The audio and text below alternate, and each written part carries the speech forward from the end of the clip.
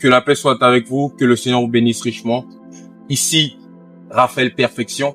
Alors aujourd'hui, j'aimerais vous parler d'un sujet très important et je pense que ça va édifier plusieurs qui me suivent. Alors aujourd'hui, j'aimerais parler du marché mystique. Vous savez, j'en parle parce que nous sommes en fin d'année. Très souvent, en fin d'année, c'est là que se font les transactions entre le monde spirituel et le monde physique, entre le monde physique et le monde spirituel. Et vous devez savoir avec moi ici que le marché mystique, c'est quoi?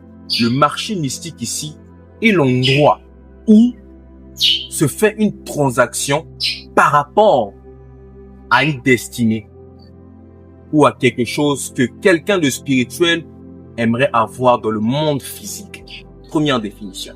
La deuxième définition, c'est que le marché mystique aussi est comme ça l'endroit des trocs où se font en bien et en mal la vente des âmes et de tout ce qui concourt au bien mystique et physique. Alors, par exemple, je peux vous citer quelque chose quand je parle de marché mystique. Premièrement, je peux parler ici de, par exemple, vous avez parfois des gens qui partent des praticiens pour se soigner, par exemple, le pied à cause d'une maladie qu'ils ont ou parce que le pied a enflé.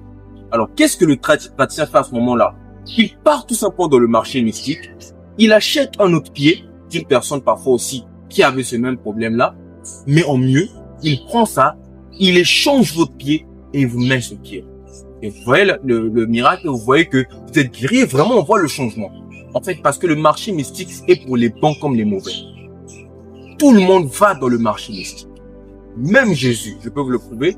Alors Jésus, lorsqu'il est devant l'aveugle, qu'est-ce qu'il fait? Il crache au sol et il mélange et il met sur les yeux de l'aveugle et il lui dit, va te laver vers le réservoir de Siloé. Pourquoi? Il y a une transaction mystique là qui vient de se faire.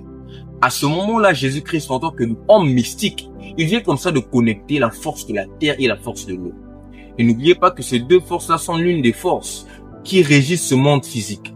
Parce que la plupart des esprits même qui entrent en contact avec les esprits des hommes sont les esprits de l'eau, de la terre et de l'air. Parce que n'oubliez pas que pendant ce miracle-là, qu'est-ce que Jésus fait? Il regarde dans l'air. Il crie quoi? Ephata. Pourquoi Dieu mélange le sol, l'eau et il regarde dans l'air? Pourquoi? Parce que ça forme comme ça un commerce en triangle. Ce qui vient à dire que là, Dieu en fait, si je dois expliquer le miracle que Jésus a fait, ce n'est pas qu'il a changé les yeux de l'aveugle, non. Mais il a juste remplacé, il est parti en fait reprendre ça dans le marché mystique par les esprits qui avaient pris ça et il est venu remettre ça selon l'autorité qu'il avait. Et par rapport à ça,